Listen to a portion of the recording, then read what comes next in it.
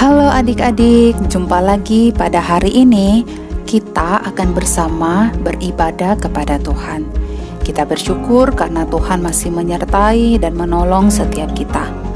Nah adik-adik, pada saat ini sebelum kita nanti akan mendengarkan firman Tuhan, kita akan terlebih dahulu mau memuji nama Tuhan.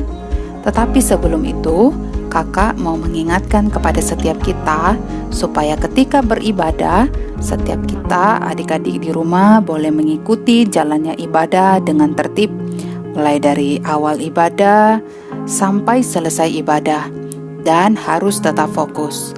Oke? Nah sekarang kakak mau ajak setiap kita untuk menyanyi satu lagu, yaitu Firman Tuhan Ku Dengar.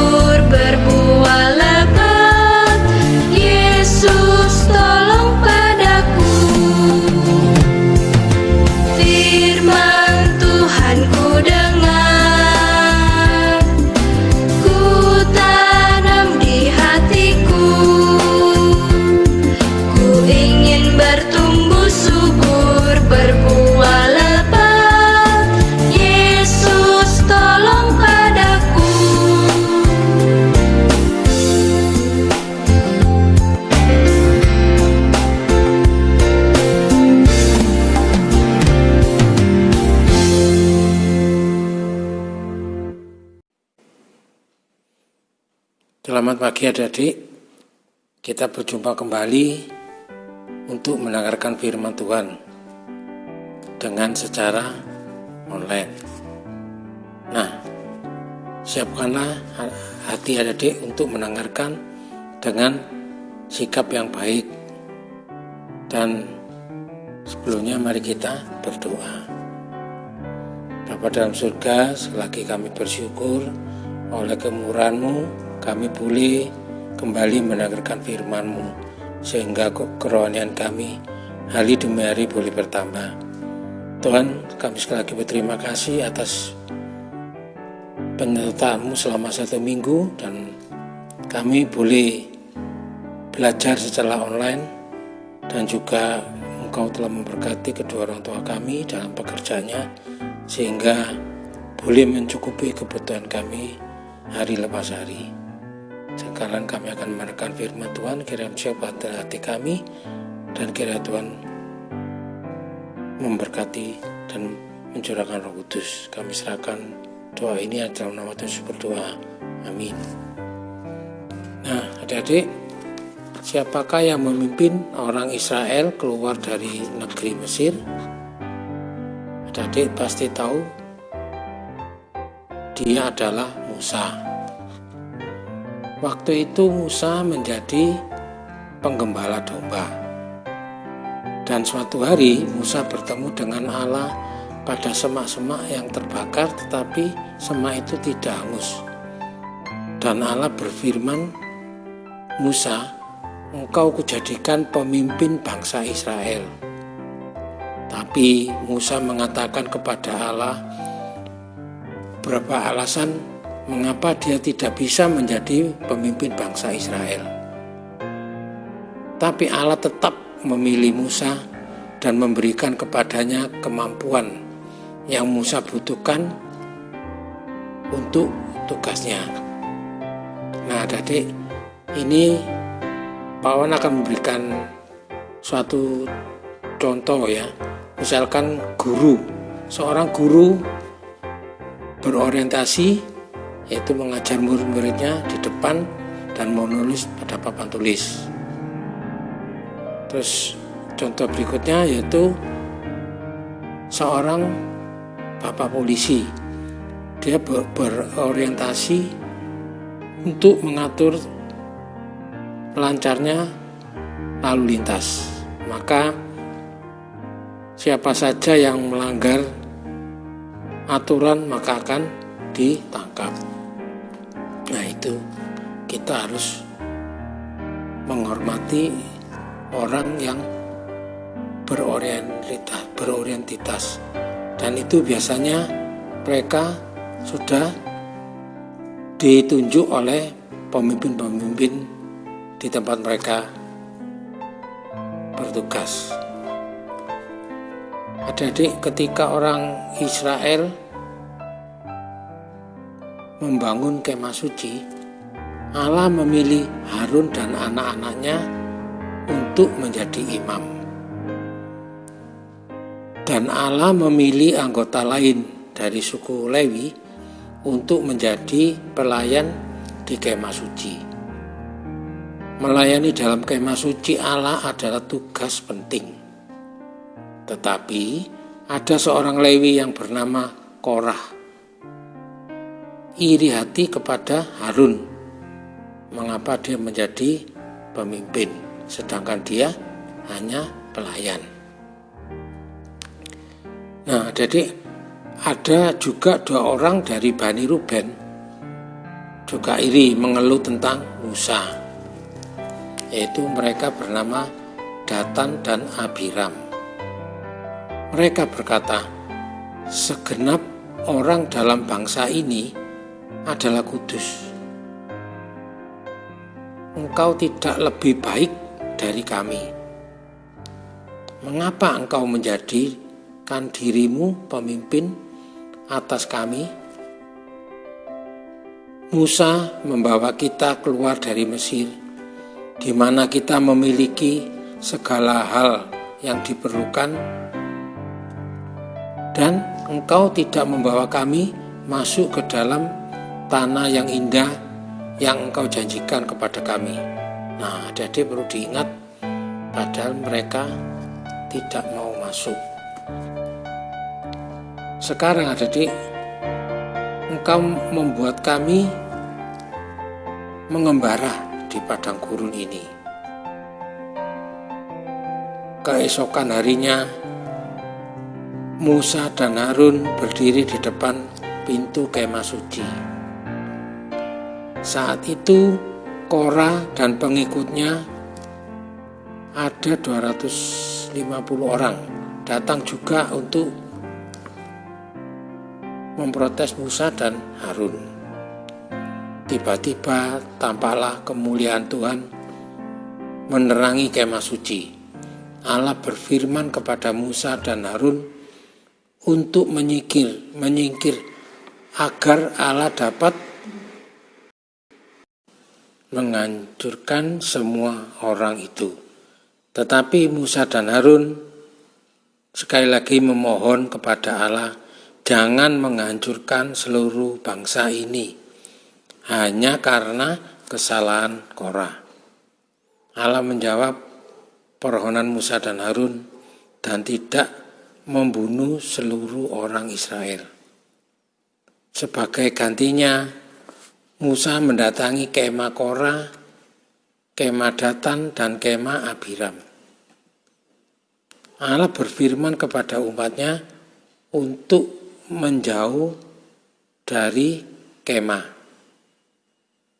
Kemudian Musa mengatakan kepada mereka, bagaimana mereka akan mengetahui bahwa Allah lah yang telah membuat dia menjadi pemimpin mereka.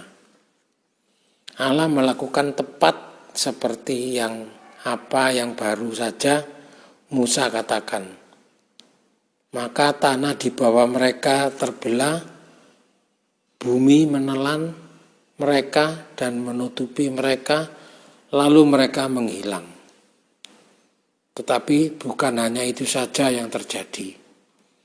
Allah juga mengirimkan api yang menghanguskan 250 orang yang telah membawa ukupan ke hadapan Tuhan. Keesokan harinya, orang Israel menggerutu lagi. Mereka menuduh Musa dan Harun telah membunuh umat Tuhan. Ketika Allah mendengar orang Israel menggerutu lagi, Allah menjadi sangat marah sehingga Allah mengirim tulah. Banyak orang menjadi sakit dan mati. Musa mengatakan kepada Harun, cepat pergi dan persembahkanlah korban bagi dosa-dosa mereka. Bakarlah ukupan kepada Allah sebelum mereka mati semua. Harun membawa ukupannya ke tengah-tengah umat yang sedang sekarat dan berhentilah tulah itu. Alkitab mengatakan ada jumlah orang 14.700 orang yang mati, tetapi Allah membiarkan sisanya tetap hidup. Kemudian Allah mengatakan kepada setiap suku untuk membawa sebuah tongkat ke dalam kemah suci. Nama dari setiap pemimpin suku harus tertulis pada masing-masing tongkat. Misalkan nama Harun tertulis pada tongkat Lewi. Semua tongkat diletakkan di depan tabut perjanjian. Keesokan harinya Musa masuk ke dalam kemah suci. 11 tongkat yang lain masih berupa tongkat kayu mati. Tetapi tongkat Harun bertunas, berbunga dan berbuah seperti pohon yang hidup. Tiba-tiba umat Israel menyadari bahwa Allah sungguh memilih Harun untuk menjadi imam besar, tetapi mereka tidak menghormatinya. Sekarang mereka takut akan apa yang akan Allah perbuat terhadap mereka. Tetapi Allah tidak ingin menghancurkan umatnya. Allah ingin mengajarkan kepada mereka untuk menghormati dan menaati pemimpin mereka. Nah, jadi tujuan pelajaran ini adalah mengetahui bahwa Allah menempatkan beberapa orang dalam posisi yang berotoritas dan mengharapkan kita untuk menunjukkan rasa hormat kepada mereka. Adik-adik, sekarang kita bisa mengerjakan aktivitas ke-9. Tetapi adik-adik harus hati-hati dan membaca perintahnya. Ini kita melihat lembaran aktivitas yang sebelah kiri, yaitu judulnya bagaimana aku dapat taat. Perintahnya, warnailah beberapa gambar yang menunjukkan anak-anak yang menaati para pemimpin yang oleh Tuhan diberi kuasa atas diri mereka. Silanglah gambar yang menunjukkan anak-anak yang tidak taat. Nah, jadi di sini adik bisa melihat 4 gambar, di mana gambar yang menyatakan tidak taat, adik tidak perlu mewarnai. Hanya yang taat adik warnai sesuai dengan kesenangannya adik-adik. Dan lembaran sebelah kanan yaitu judulnya Allah ingin aku taat.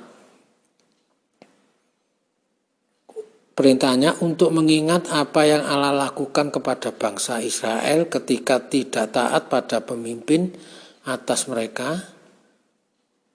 Lingkarilah angka pada jawaban yang paling tepat untuk pertanyaan-pertanyaan di bawah ini. Ya, ini suatu misal ya.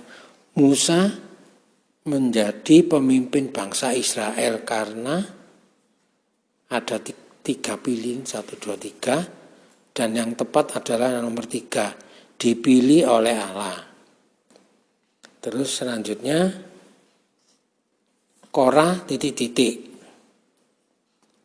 Nah, ini yang paling tepat adalah nomor 2. Korah iri hati kepada Harun.